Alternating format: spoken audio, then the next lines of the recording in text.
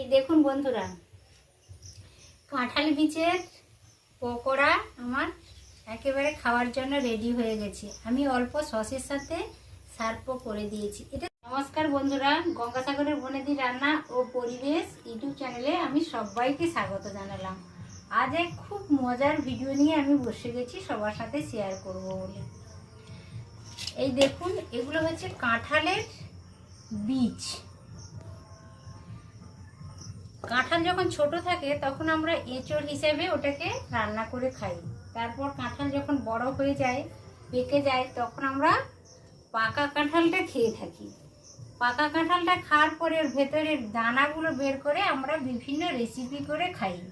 তো চলুন বন্ধুরা, আজ তেমনই আমি একটা ভিডিও নিয়ে হাজির হয়ে গেছি। কাঁঠালের দানাগুলো বা বীজগুলো আমি বেশ ভালো করে ছাড়িয়ে নিয়েছি। এটা ছাড়ানোর পদ্ধতিটাও আমি আপনাদের সাথে শেয়ার করছি। এই দেখুন, সবগুলো ছাড়িয়ে নিয়েছি, সবগুলো আমার ছাড়ানো হয়ে গেছে। এই দুটো রেখেছি। দেখুন, এটা ছাড়াতে একটু বেশি সময় যায়, কিন্তু কোনো অসুবিধা নেই। এই একটুখানি কেটে নিয়ে বটির সাহায্যে তারপর নখ দিয়ে এইটা তুলে নেওয়া যায় ভালো করে। একটু সময় যায় আর কি, আর কিছু অসুবিধা নয়। তো এই কাঁঠাল দানারই আজ আমি একটা ভিডিও করব। তো আমরা বাঙালিরা তো চপ, পকোড়া এগুলো খেতে খুবই ভালোবাসি। তো আজ আমি কাঁঠাল বীজগুলোকে পকোড়াই করব। তো পকোড়া করার জন্য কি কাঁঠাল দানা এতটা পরিমাণ আমি ছাড়িয়ে নিয়েছি। আপনাদের প্রয়োজন মতো আপনারা ছাড়িয়ে নেবেন খোসাগুলো। কাঁঠাল দানা তো আমার ছাড়ানো হয়েই গেছে। এই দেখুন, এতটা পরিমাণ আমি নিয়েছি। আর আমি এই পকোড়াটা করার জন্য কি উপাদানগুলো ব্যবহার করছি দেখুন। পেঁয়াজ মোটামুটি একটু বেশি পরিমাণ আমি পেঁয়াজ নিয়েছি। পেঁয়াজটা ছোট ছোট করে কেটে নিয়েছি। দুটো কাঁচা লঙ্কা কুচিয়ে নিয়েছি। আর কয়েক কোয়া রসুন আমি থেতো করে নিয়েছি। আর 1 চা চামচ আদা বাটা নিয়েছি। আর এই পাশে দেখুন, কড়াইতে আমি কিছুটা পরিমাণ জল নিয়েছি। এই জলে কাঁঠাল বীজগুলো দিয়ে দেব। তো একটা ঢাকনা চাপিয়ে দেব। এবার জাল লাগিয়ে দেব। কাঁঠাল দানাটা কিন্তু একটু বেশি সিদ্ধ করতে হবে, কারণ কাঁঠাল দানাটা নরম না হলে হাতে মাখানো যাবে না। ওই জন্য ভালো করে কুক করে নিতে হবে। এখন আমি জালটা লাগিয়ে দিচ্ছি ভালো করে। কাঁঠালের বীজগুলো সিদ্ধ করার সময় জন্য দিয়ে দিয়েছি, আর জালও ভালোভাবে লাগিয়ে দিয়েছি। তবে এখানে আমি একটা কথা বলে রাখি বন্ধুরা, জল ফোটালে যে কোনো জিনিস সিদ্ধ করলে কড়াইতে একটা কালচে দাগ বসে যায়। আর কাঁঠাল বীজটা যাতে তাড়াতাড়ি কুক হয়ে যায় আর কড়াইতে যাতে কালচে দাগ না বসে, তার জন্য আমি 2-4 ফোঁটা সরষা তেল দিয়ে দিলাম। এটা আপনারাও ট্রাই করে দেখবেন যে কোনো জিনিস জল দিয়ে ফোটালে সেই পাত্রটা কালচে হয়ে যায়, কিন্তু তেল যদি দেওয়া হয় কালচে হবে না। এটা একটা টিপসও বলতে পারেন। আর এই কাঁঠাল দানাটা তাড়াতাড়ি সিদ্ধ করার জন্য তেল ব্যবহার করলাম। আপনারা এটা ট্রাই করে দেখতে পারেন। আর ভিডিওটা স্কিপ না করে পুরোটা দেখার অনুরোধ থাকলো। এই দেখুন, জলটাও একেবারে কমে গেছে আর ভালোভাবে কুক হয়ে গেছে। এখন আমি জল ঝরিয়ে একটা থালাতে কাঁঠালের দানাগুলো তুলে নিচ্ছি। তো এই সিদ্ধটা কিন্তু খুব ভালো করে করতে হবে, না হলে হাতে মাখানো যাবে না। শক্ত থেকে গেলে হাতে ভালো করে মাখানো যাবে না। সিদ্ধটা খুব ভালো করে নিতে হবে। একটু ঠান্ডা হওয়া পর্যন্ত অপেক্ষা করব, তারপর এইটা মাখিয়ে নেব ভালো করে। আমার চ্যানেলে কাঁঠাল বীজের রেসিপি আমি আগেও দিয়েছি, তো চাইলে আপনারা ওখান থেকেও দেখে নিতে পারেন। বিভিন্ন রেসিপি করে তো এইটা খাওয়া হয়। আজ আমি পকোড়া করব, আর সেটা কিভাবে পকোড়াটা করি সেটা সবার সাথে শেয়ার করব। একটু ঠান্ডা হওয়ার জন্য অপেক্ষা করছি। এগুলো তো আমি দেখিয়ে দিয়েছি, পেঁয়াজ, আদা, রসুন আর কাঁচা লঙ্কা। আর কয়েকটা উপকরণ আমি দেখিয়ে দিচ্ছি। এই যে দেখুন, আমি কিছুটা পরিমাণ বেসন নিয়েছি। যতটা পরিমাণ লাগবে ততটা দিয়ে দেব।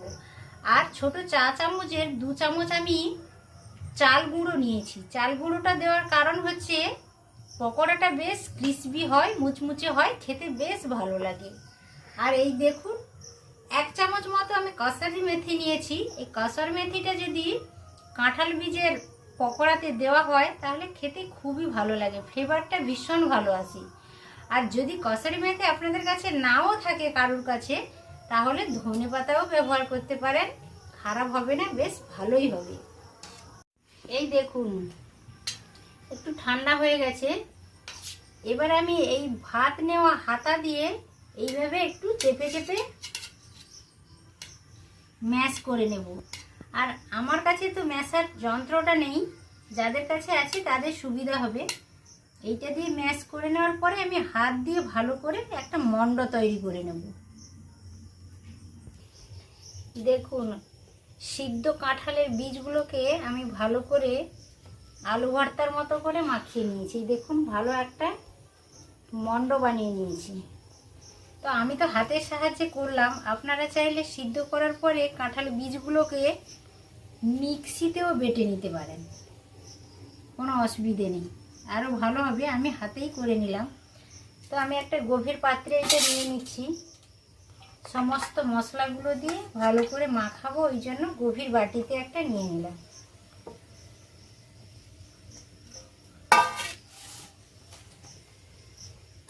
এবার এক এক করে সমস্ত উপকরণগুলো দিয়ে দেব।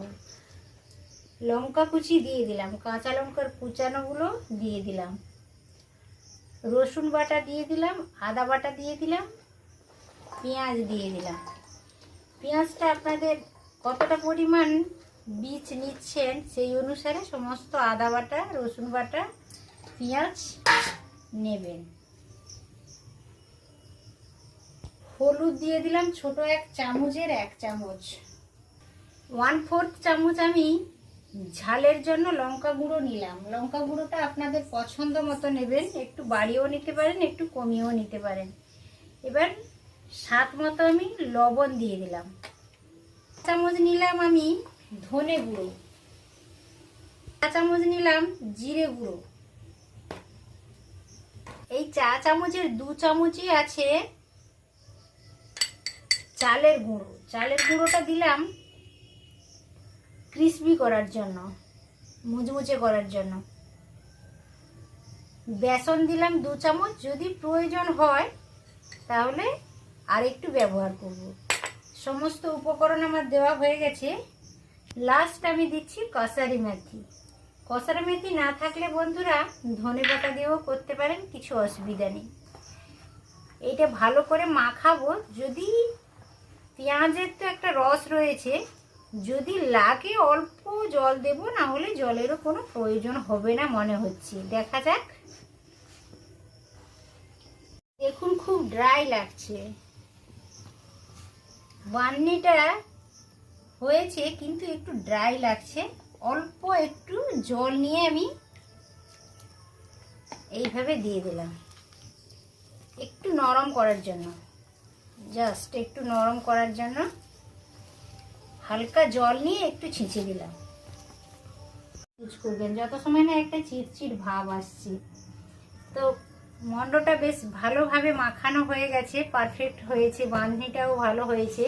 এই দেখুন উনানে কড়াইতে বসিয়ে দিয়ে কিছুটা রিফাইন অয়েলও দিয়ে দিয়েছি। তেলটা বেশ ভালোই গরম হয়ে গেছে। এই মুহূর্তে আমি ছোট ছোট করে পকোড়াগুলো বানিয়ে নেব। আপনারা একটু বড়ও করতে পারেন, কোনো অসুবিধা নেই। আমি মোটামুটি মাঝারি সাইজেরই করলাম। এটা বেশ ভালো লাগে খেতে। আপনারা একবার হলেও এই সিজনে ট্রাই করে দেখবেন বন্ধুরা, খুবই ভালো লাগে। আর অনেকে হয়তো জানেনও না যে কাঁঠাল বীজকে এইভাবে পকোড়া বানিয়ে খাওয়া যায়। যারা জানেন না তারা অবশ্যই ভিডিওটা দেখুন, দেখলে খুব সহজে এটা করা যায় আর খেতে বেশ ভালো লাগে। এই সিজনে একবার হলেও ট্রাই করুন। কত সুন্দর লাল লাল হয়ে গেছে, একবারে মুচমুচে হয়ে গেছে। তো এইটা হয়ে গেছে, এবার আমি তুলে নিচ্ছি। এটা কিন্তু কম তেলে করা যাবে না, একটু ডিপ ফ্রাই করতে হবে, একটু বেশি তেলেই, ডোবা তেলেই করতে হবে। তেল ছড়িয়ে আমি তুলে নেব। তেলটা ঝরতে থাকুক, আমি আবারও ছোট ছোট করে কেটে দিয়ে দিচ্ছি। এই খেতে ভীষণই ভালো লাগে। এইটাকে যদি, এই পকোড়াটাকে যদি তরকারি রান্না করে খাওয়া হয় সেটাও বেশ ভালো লাগে, কিন্তু আজ আমি তরকারি করব না, আপনারা তরকারিও করতে পারেন, খুবই ভালো লাগে এটা। এই দেখুন আমার অনেকটাই ভাজা হয়ে গেছে, একটা প্লেটে আমি নিয়ে রেখেছি। আর এই যে আরও অল্প অল্প করে আমি ভেজে নিচ্ছি। খুবই মুচমুচে হয়েছে, খুবই ক্রিসপি হয়েছে, এটা খেতে ভীষণই ভালো লাগে। আপনারা একবার হলেও এই সিজনে ট্রাই করে দেখবেন, ভীষণ ভালো লাগে খেতে বন্ধুরা। এই দেখুন তেল ঝরিয়ে আমি তুলে নিলাম, কতটা ক্রিসপি হয়েছে। আওয়াজটা শুনে নিশ্চয়ই বুঝতে পারছেন যে কতটা মুচমুচে হয়েছে। এই দেখুন বন্ধুরা, কাঁঠাল বীজের পকোড়া আমার একেবারে খাওয়ার জন্য রেডি হয়ে গেছে। আমি অল্প সসের সাথে সার্ভও করে দিয়েছি। এটা পকোড়াগুলো সস দিয়েও খেতে ভীষণ ভালো লাগে, এমনি খেতেও বেশ ভালো লাগে। আর কাসুরি মেথি দেওয়ার জন্য ফ্লেভারটা এত ভালো আসে যে আপনারা না করলে বুঝতে পারবেন না। তো বন্ধুরা, এইভাবে গ্রামের ছোটোখাটো নিত্য নতুন ভিডিও পেতে আমার চ্যানেলটিকে অবশ্য আপনারা সাবস্ক্রাইব করে আমার পাশে থাকবেন। ভিডিওটা যদি ভালো লেগে থাকে অবশ্য ভিডিওতে একটি লাইক দেবেন, আর ফ্রেন্ডসদের মধ্যে ছড়িয়ে দেওয়ার চেষ্টা করবেন। আজ তাহলে আসি বন্ধুরা, আবার দেখা হবে অন্য কোনো ভিডিওতে, অন্য কোনো রেসিপির সাথে। তত সময় আপনারা সকলে সুস্থ থাকুন, ভালো থাকুন। নমস্কার।